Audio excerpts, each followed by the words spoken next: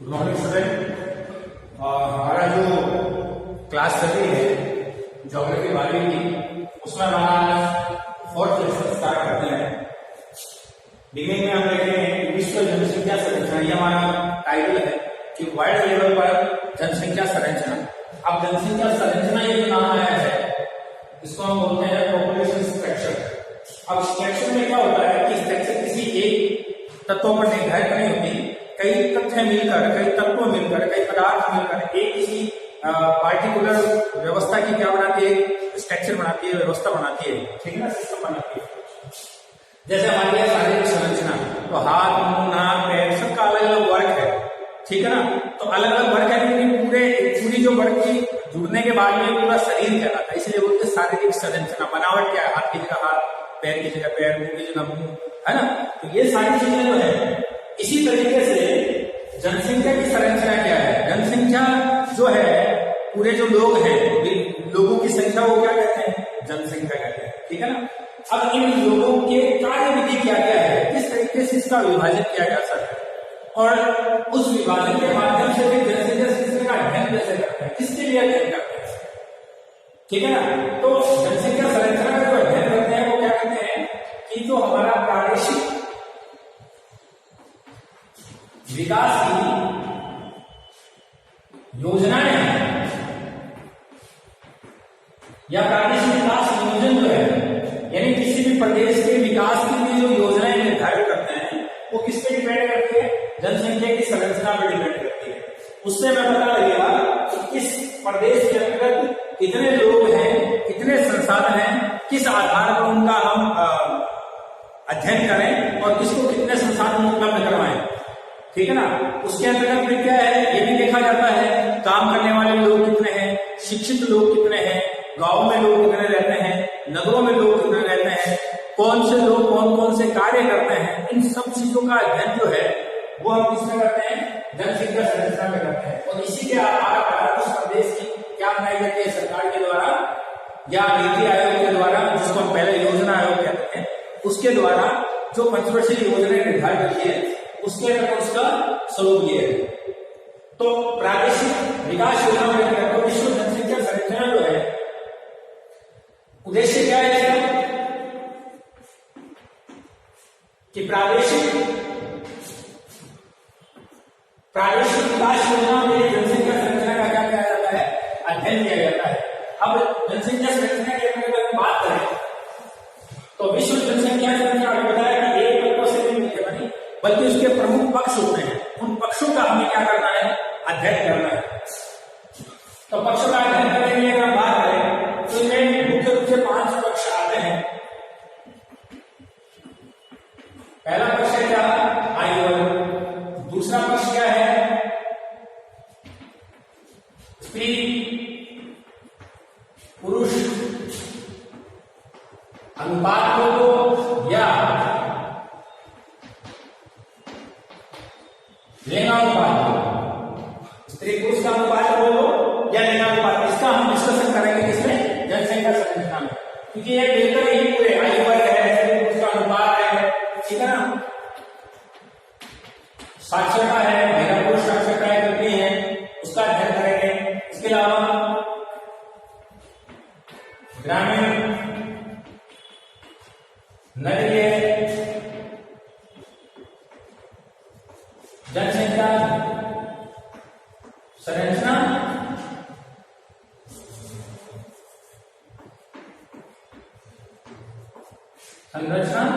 या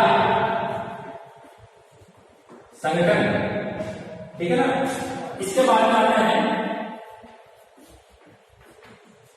व्यवसाय, क्या आते हैं, व्यवसाय आते हैं।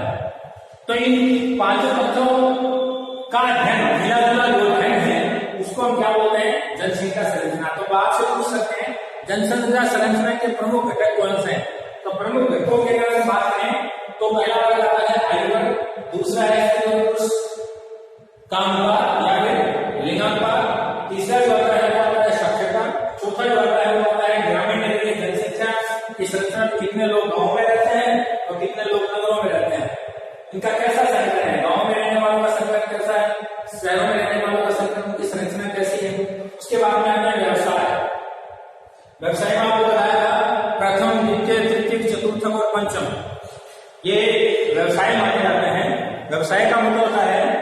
कि मानव के द्वारा की गई ऐसी आर्थिक क्रियाएं जिनसे मानव को आय प्राप्त हो, या ऐसा कह सकते हैं कि जीवन जीने के लिए या जीवन यापन करने के लिए की गई आर्थिक क्रियाएं या क्रियाएं जिनसे मानव को आय प्राप्त होती है, उन क्रियाओं को क्या कहते हैं? व्यवसाय बोलते हैं। क्या बोलते हैं? व्यवसाय बोलते हैं। ये प्राथमिक, द्वितीय, तृतीय, चतुर्थक, पंचम, इन सबका अध्ययन करेंगे, ठीक है ना। तो विश्व जनसंख्या संरचना के जो घटक है वो क्या है? ये 5 घटक। इनका अध्ययन क्यों किया जाता है? ताकि किसी भी प्रदेश के लिए जो कोई भी योजना बनाई जाती है, चाहे वो शिक्षा के संदर्भ में हो, चाहे वो बसावट के संदर्भ में हो, चाहे वो उद्योगों की व्यवस्था में, काम करने वाले लोगों की व्यवस्था में हो, चाहे लोग कम स्त्रियां ज्यादा, पुरुष कम और स्त्रियां ज्यादा, या स्त्रियां कम पुरुष ज्यादा है, तो उसके अनुपात को संतुलित करने के लिए, ठीक है ना। आयु वर्ग में कितने बच्चे हैं, कितने बूढ़े हैं, कितने जवान हैं, तो काम करने वाले लोग कितने हैं, आश्रित लोग तो कितने हैं, किस देश के अंदर कैसी स्थितियां हैं, इन सबका अध्ययन जो है वो हम इसमें करते हैं। इन सबका अध्ययन करने के बाद में जो योजना का स्वरूप आता है, तो वो उस प्रदेश के लिए इन सब 5 चीजों का किसी एक प्रदेश के लिए अध्ययन किया जाता है, और उस प्रदेश के लिए फिर सरकार के द्वारा योजनाएं चलाई जाती है कि इस पक्ष का विकास क्या करना है, हमें ज्यादा करना है, ठीक है ना। तो इसमें हम सबसे पहला जो टॉपिक लेते हैं वो लेते हैं कौन सा? आयु वर्ग। इसका लेते हैं आयु वर्ग। अब आयु वर्ग कैसे करते हैं? अब इसमें सीधा सा है कि किसी भी प्रदेश की कुल जनसंख्या का उम्र के आधार पर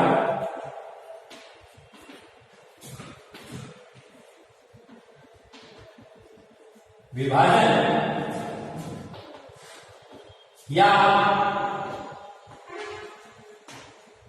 वर्गीकरण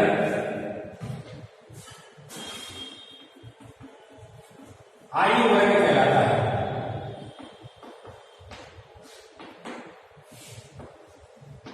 बात समझ आ गई? आयु वर्ग किसे कहते हैं? कि कुल जनसंख्या है, टोटल जो जनसंख्या है, ठीक है ना। अब आपके रतनगढ़ में है, तो रतनगढ़ के अंदर कितने पुरुष, कितने जो लोग हैं वो वृद्ध अवस्था में, दादा दादी के हिसाब से, कितने जवान हैं, कितने बच्चे हैं, ठीक है ना।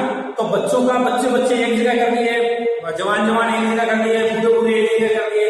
तो इस प्रकार का जो उम्र के आधार पर वर्गीकरण करना है, जैसे मान लो आपके घर के अंदर 5 वृद्ध हैं, 6 जवान हैं, 8 बच्चे हैं, ठीक है ना। तो हमने इनका टोटल कितने हैं लोग, इसमें कितने हो गए? देखो 8 से 14 19 हो गए। 19 सदस्य हैं आपके घर में। कितने सदस्य हैं? 19 सदस्य हैं, ठीक है।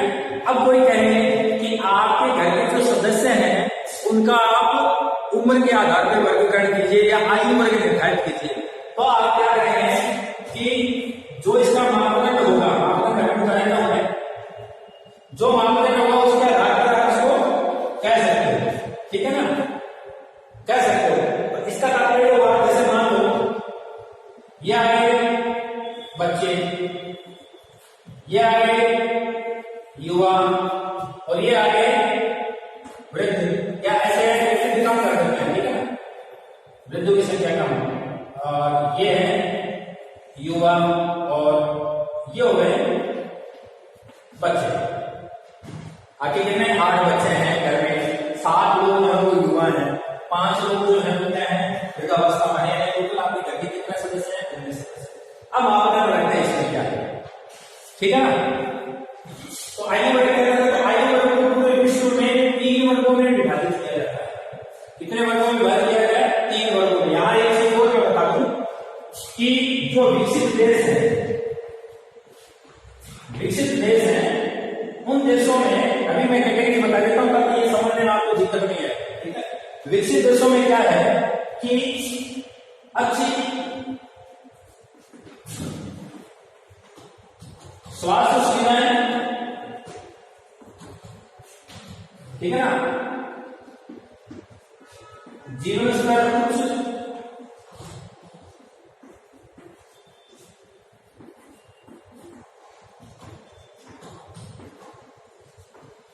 अधिक, ठीक है।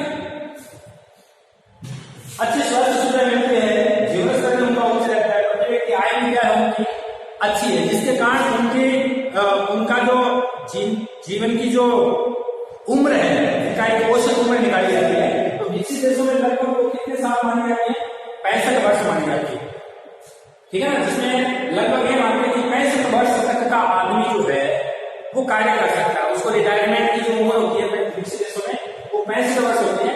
भारत जैसे विकासशील देशों के अंतर्गत जो हमारी रिटायरमेंट की उम्र होती है वो कितने वर्ष होती है? 60 साल होती है। इसीलिए कहते हैं ना 60 साल में रिटायरमेंट।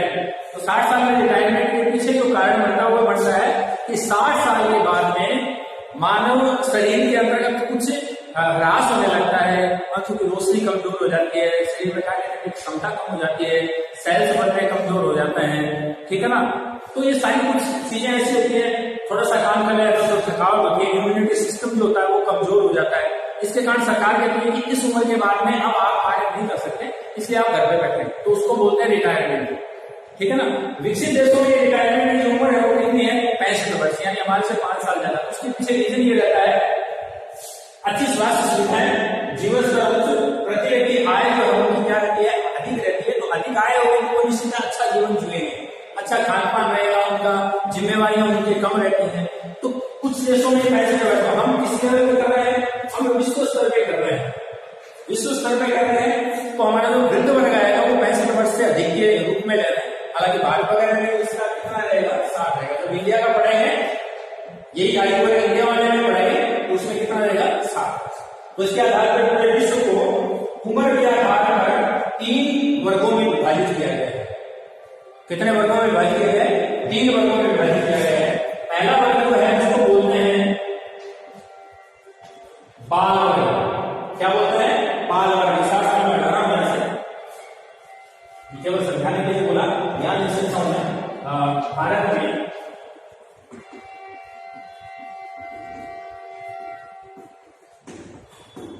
साठ साल जो है वो वृद्ध वर्ग की स्थिति के अंतर्गत आता है, बाल वर्ग है। तो भारत में यह है जो वृद्ध वर्ग है वो 60 वर्ष से अधिक का है। और विकसित देशों में जो यूरोप के देश है, अमेरिका के देश है, उनमें कितना है? 65 वर्ष की उम्र। तो हम विश्व स्तर पर कर रहे हैं जिसका वर्गीकरण करेंगे 0 से लेकर 14 वर्ष। 0 से 14 वर्ष के उम्र के, चाहे वो लड़की हो चाहे वो लड़का हो, ठीक है ना, वो कौन से वर्ग में आते हैं? बाल वर्ग में आते हैं, ठीक है ना। इस वर्ग में आते हैं, बाल वर्ग में आते हैं। अब इसको मैं थोड़ा सा और डिटेल में करूंगा, आपको अच्छी तरह समझ में आ जाएगा, ठीक है ना। किसमें कहते हैं? बाल वर्ग में। दूसरा जो है वो है, आप उसको युवा वर्ग कह सकते हो, व्यस्त वर्ग कह सकते हो, प्रौढ़ वर्ग कह सकते हो, ठीक है ना।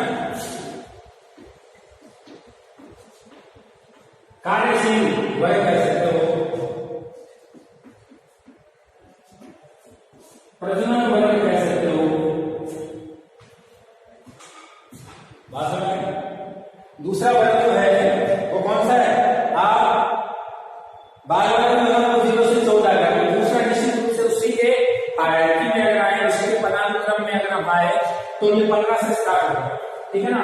तो 15 वर्ष से लेके और 65 वर्ग के उसमें भारत के आगे पूरा विश्व के आगे, विकसित देशों वाला के आगे और विकासशील देशों, तो अधिकतम उम्र को ले लेते हैं। तो 15 से लेके 64 वर्ष, 15 से लेके 64 वर्ष तक का जो भी व्यक्ति है, ठीक है ना, वो किसमें आता है? इस वर्ग में आएगा, युवा वर्ग में, व्यस्त वर्ग में, प्रौढ़ वर्ग में, कार्यशील वर्ग में, प्रजनन वर्ग में। किसमें आता है? प्रजनन वर्ग में। यानी संतति को पैदा करने का, बच्चे पैदा करने का जो वर्ग है वो कौन सा वर्ग है? यही वर्ग माना जाता है। इसको मानता है कि इसी वर्ग के अंतर्गत प्रजनन की क्या होती है? क्षमता होती है। यही वर्ग जो है वो किसमें आता है? कार्यशील में आता है। कार्यशील का मतलब पूरे उम्र की अगर बात करें तो बच्चे काम नहीं करते, वृद्ध काम नहीं करते, तो जो कुल जनसंख्या में काम करने वाले लोगों की संख्या, सक्रिय रूप से कार्य करने वाले लोगों की संख्या को क्या कहते हैं? ठीक है ना। कुल जनसंख्या में कार्य करने वाले या सक्रिय कार्य करने वाले लोगों की संख्या को क्या कहते हैं, कार्यशील जनसंख्या कहते हैं। तो ये एक वर्ग ऐसा है जो कार्य को संपादित करता है। प्रौढ़ वर्ग इसी बाल के बाद में जब प्रौढ़ता आती है, ठीक है ना, तो इसको हम क्या कहते हैं, प्रौढ़ वर्ग कहते हैं। कार्यशील वर्ग, वयस्क वर्ग, जवान वर्ग, वयस्क वर्ग, उम्र बड़ी हो जाती है, बच्चों से बड़े होते हैं, सोचने समझने की क्षमता बड़ी आ जाती है, निर्णय लेने की, निर्णायक वर्ग भी कह सकते हैं इसको एक दूसरा नाम दे सकते हैं, निर्णायक वर्ग। निर्णय लेने की क्षमता भी इनके पास हो सकती है, ठीक है ना। युवा वर्ग, उत्साह होता है 15 से लेके 64 तक तो बताया वर्गता का स्वरूप आ जाता है, लेकिन एक वर्ग 15 से लेकर 34, इसके भी 2 वर्ग किए गए। इसके कितने वर्ग किए गए हैं, 2 वर्ग किए गए हैं। 15 से लेकर 34 का जो वर्ग है इसको युवा वर्ग, और 35 से लेकर 64 का जो किया गया है इसको बोलते हैं प्रौढ़ वर्ग, ठीक है ना। तो दोनों ही वर्ग इसके अंतर्गत आते हैं, दोनों ही कार्यशील जनसंख्या के अंतर्गत ये आ जाता है। तो ये बाल वर्ग 0 से लेके 14 वर्ष तक की उम्र का जो साल रहेगा वो बच्चों का रहेगा, बाल वर्ग का रहेगा। और युवा वर्ग, प्रजनन, निर्णायक वर्ग वो जो रहेगा उसकी उम्र कितनी होगी, 15 से 64 वर्ष के जो लोग होंगे। नेक्स्ट जो हम करेंगे, यहां लिख देता हूं वृद्ध वर्ग। ये क्या है, 65 वर्ष से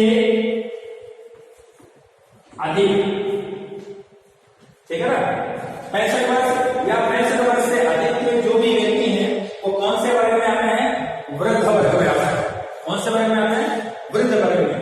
तो अब हम यहां पर डिसाइड करेंगे यहां कि आपके घर के अंदर जो 19 सदस्य हैं उन 19 सदस्यों के हिसाब से अगर इसकी कैलकुलेशन करें तो आप देखोगे कि 19 में से 5 व्यक्ति वो हैं जो वृद्ध वर्ग में आते हैं, यानी 65 वर्ष से अधिक, ठीक है।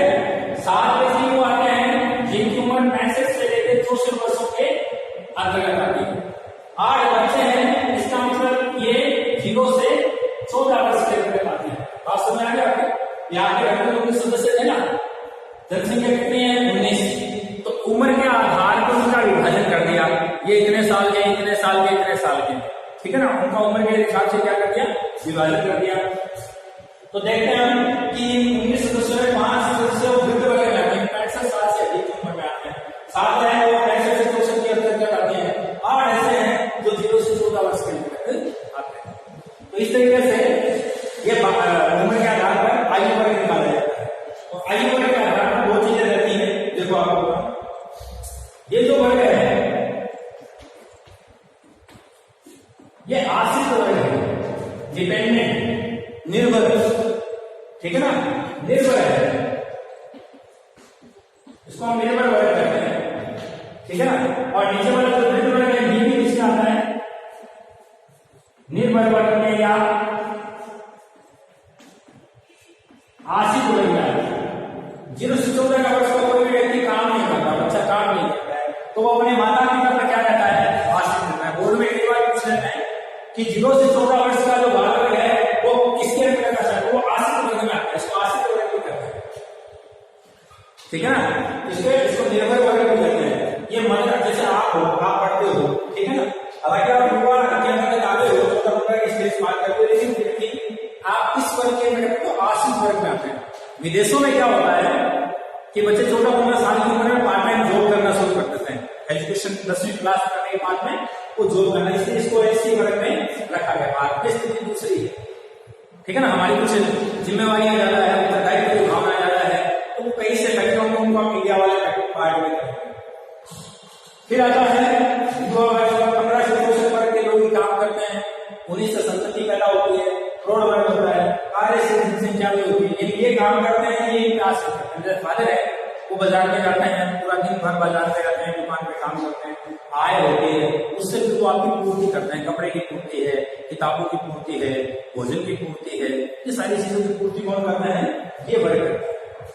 दादाजी हैं तो दादाजी कमाने के लिए बाहर नहीं जाते हैं। अब दादाजी बाहर नहीं आए हैं तो विदेश विकसित देशों में तो क्या है कि वृद्धों के लिए सरकार जो है वो जिम्मेवारी लेती है, जितना जितने भी वृद्ध होते हैं उनकी सरकार जिम्मेवार रहती है। हालांकि भारत में भी अब एक पेंशन योजना शुरू कर दी जिससे वृद्धों की एक तरह से महीने भर की जिम्मेवारी और सरकार ले रही है, ठीक है ना। लेकिन उसके बावजूद भी विकसित देशों में देख लें या भारत में देख लें, या आश्रित वर्ग है, 65 वर्ष के बाद में व्यक्ति काम नहीं करता तो वो अपने बेटों पर डिपेंड रहता है, अपने रिश्तेदारों पर डिपेंड रहता है, वहां की सरकारों पर क्या रहता है, निर्भर रहता है। तो इसीलिए ये वर्ग में किसके अंतर्गत आता है, आश्रित वर्ग में। ये भी किसमें आता है, आश्रित वर्ग में। तो कार्यशील वर्ग में कौन सा हुआ, ये हुआ। तो बाल वर्ग और वृद्ध वर्ग जो है वो आश्रित वर्ग में आते हैं, और ये युवा वर्ग जो है वो वयस्क वर्ग में, वयस्क जो है वो किसमें आता है, कार्यशील वर्ग में। बात समझ में आ गई आपके। एक और छोटी छोटी चीज बता रहे हैं कि विदेशों के अंदर तो नहीं होती, लेकिन हमारे भारत जैसे देश के अंदर तो महिलाएं जो है वो भी आश्रित वर्ग में है। महिलाएं काम करने के लिए, आपके मन है वो काम करने के लिए वो गृहिणी घर पे काम करती है, ठीक है ना। सिस्टर्स जो है वो घर पे काम करते हैं, ठीक है ना। उनकी शादी हो जाती है तो उनके हस्बैंड वगैरह काम करते हैं। यानी पुरुष प्रधान समाज होने के कारण पूरे दिन भर में जो कार्यशील जनसंख्या के अंतर्गत रहते हैं वो पुरुष ज्यादा रहते हैं। महिलाएं जो होती है वो घर के पालन पोषण करना, बच्चे पैदा करना, बच्चों को लालन पालन करना, उनको बड़ा करना, उनकी जिम्मेवारी को, घर की जिम्मेवारियां वो निभाने के लिए महिला वर्ग काम करता है। भारत से देश में बाल वर्ग के साथ साथ महिला वर्ग भी और वृद्ध वर्ग, ये तीनों वर्ग जो है वो आश्रित वर्ग में, ठीक है ना। तो आज हमने जो पढ़ा वो पढ़ा बाल वर्ग के बारे में। बाल वर्ग आयु वर्ग किसे कहते हैं, तो कुल जनसंख्या का उम्र के आधार पर जो विभाजन या वर्गीकरण किया जाता है उसे क्या कहते हैं, आयु वर्ग कहते हैं। उम्र का आपको पता लग गया कि 0 से 14 वर्ष की उम्र का जो वर्ग होगा उसे बाल वर्ग या आश्रित वर्ग कहते हैं। दूसरा जो युवा वर्ग है कार्यशील जनसंख्या कहते हैं, ये 15 से 64 वर्ष का होता है। और थर्ड जो रहता है इसमें 2 पार्ट रहते हैं। युवा 15 से 35 का तो बिल्कुल युवा के युवा के रूप में कार्य करने की क्षमता बहुत ज्यादा, उत्साह उमंग तरंग उसके अंदर खूब होती है। और 35 से 64 वर्ष का वो धीरे धीरे ढल जाता है, उसके परिवार की जिम्मेवारियां बढ़ जाती हैं, बड़े डिसीजंस जो लेना होता है घर के संदर्भ में, समाज के संदर्भ में, वो कौन सा वर्ग लेता है, प्रौढ़ वर्ग है। इसको मैच्योर एज वर्ग क्लासिफाइड इसको करें तो कोई अतिशयोक्ति नहीं होगी। वृद्ध वर्ग 65 से अधिक उम्र का है तो वो काम करके रिटायरमेंट में आ गया, इसलिए वह व्यक्ति जो रिटायरमेंट बेस हो जाते हैं वो अपने बेटों पर, अपने रिश्तेदारों पर, अपने सरकार पर क्या रहते हैं, निर्भर रहते हैं, ठीक है। तो ये 3 वर्ग माने, इसका एक ध्यान भी आपको देखिए कि आपके घर के सदस्यों में आप देखो कि टोटल सदस्य कितने हैं, उनकी कैटेगरी बना हुआ, और कैटेगरी बना के देखो कि टोटल सदस्य कितने हैं, कितनी उम्र के कौन है, कितने उम्र के कौन है, कितनी उम्र के कौन है, उनके वर्ग बना के कह सकते हैं कि इस वर्ग में हमारे परिवार में 4 बच्चे हैं, 2 बाल वर्ग में आ रहे हैं, कितने हैं 2 युवा वर्ग में आ रहे हैं, कितने जो हम वृद्ध वर्ग में आए। तो आप सारी जब खुद बनाओगे ना, एक क्रिएटिविटी माइंड में आप खुद करोगे तो ये आपको बिल्कुल अच्छी तरह समझ में आएगा।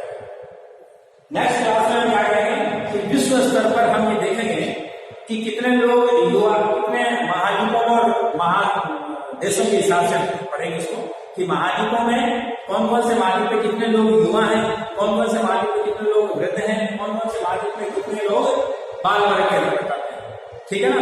तो इस चीज को थोड़ा सा ध्यान रखें। आज सरकार ने स्टार्ट किया है विश्व की जनसंख्या संरचना, वीडियो देखें, आप लेसन पढ़ के तैयार रहें। नेक्स्ट जब ये लेसन में इस टॉपिक को आप पढ़ के रेडी रहें, ताकि जैसे हम नेक्स्ट टॉपिक इसको स्टार्ट करेंगे इसी लेवल पे आयु वर्ग का जो पार्ट नया है उसको जब हम स्टार्ट करेंगे तो आपको वो चीज समझना है, ठीक है। आज के लिए थैंक यू।